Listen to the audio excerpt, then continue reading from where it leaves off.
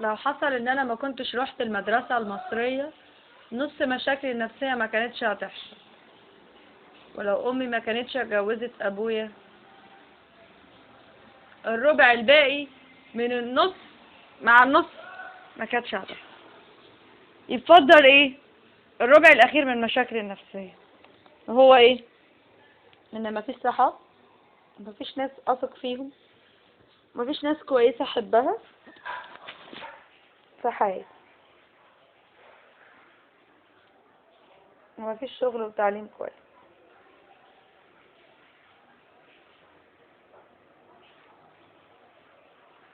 مصر مش هي الدولة المناسبة لينا عشان خاطر نهتم بالمشاكل. انتي عايزة ترتبطي في مصر تقريبا بتجيبي لنفسك واحد يأذيك ويكمل على اللي فاضل في نفسيتك، يدمرها لك خالص.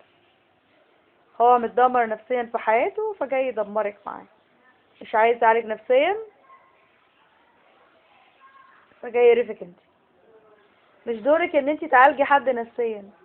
كل كوارث حياتي حصلت بسبب الناس اللي وجعتني في حياتي. انا زي الفل، مش اي حاجة.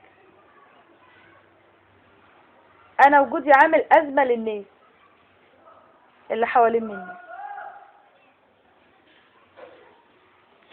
هما بالنسبة لي ما يسأليش. لو غارت داية من حياتي مش هزعل. ما عنديش حد في حياتي ابكي عليه لو خسرت. ودي الصراحة حاجة من الواضح ان انا كنت بتبرمج عشان تحصل لي. جيش الدفاع الاسرائيلي وفخاء دراعي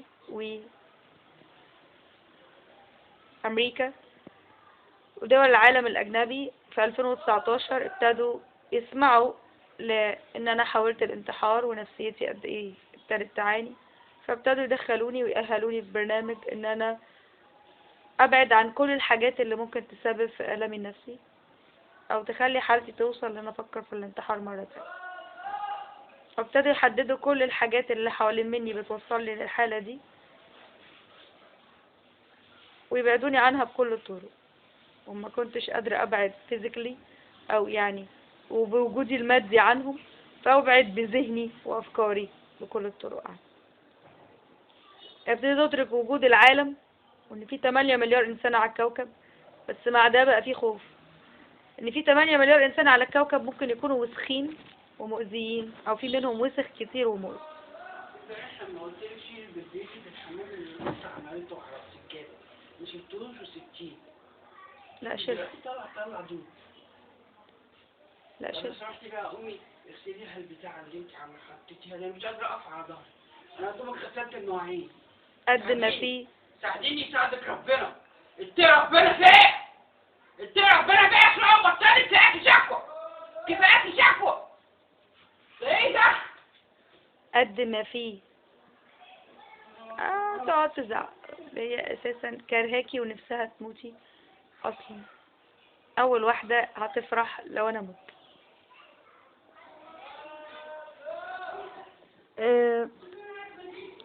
مفيش اصعب في الدنيا على بنت من انها تعيش مع ام ما بتحبهاش. فانت غلطت غلطة عمرك وشفت ربنا رزقك ببنت ربنا معاها. يا رب ما يبقاش مصيرها ما تدوق، يا رب ما تدوق دقيقة من اللي انا دقته في حياتي. يا رب يفرحها ويبعدها عن كل ابن الولاد الوسخة اللي ممكن تقابلهم في حياتها. احساسنا احنا كبنات باننا قليلين قدام الذكور في مصر، دي حاجة مصر بتبرمجنا عليها من صغرنا. انك تحسي بانك قليلة ولا حاجة قدام الذكر المصري، وخصوصا لو كان غني. ليه؟ علشان تبقي سهلة بالنسبة له يمارس معاكي الجنس ويرميكي. وما انت عايزة المصريين يعلموك انك تبقي حاجة كبيرة وعالية وما تقبليش بأي حد، فما تقعيش في أي حاجة غلط بالساهل، ومحدش يقبل يستخدمك، ومحدش يقدر يستغلك أو يأذيكي. أنا آلامي النفسية كلها بعانيها بمجرد ما بخرج في الشارع المصري وعامل المصريين. مفيش موقف بعانيه في مصر إلا لما بتعامل، مفيش حد بتعامل معاه في محل في مصر إلا لما بخاف من التحرش منه. مفيش مطعم ولا سوبر ماركت ولا مكان في مصر أقدر أقول إن أنا أقدر أنزله بثقة وأدخله بثقة.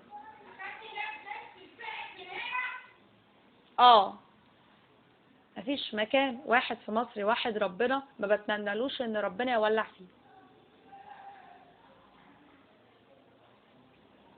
انا مفيش حاجة تشغلني في مصر الا محلات الاكل اللي ياكل منها بس. لو ولعت البلد بحالها ما يهمنيش، بكل ما تحمل الكلمة من معنى. مش حاسة بندم ولا زعلانة من احساسي ده. هزعل على الناس اللي بتموت لو كانت اصلا في الحياة ما بتأذيش حد.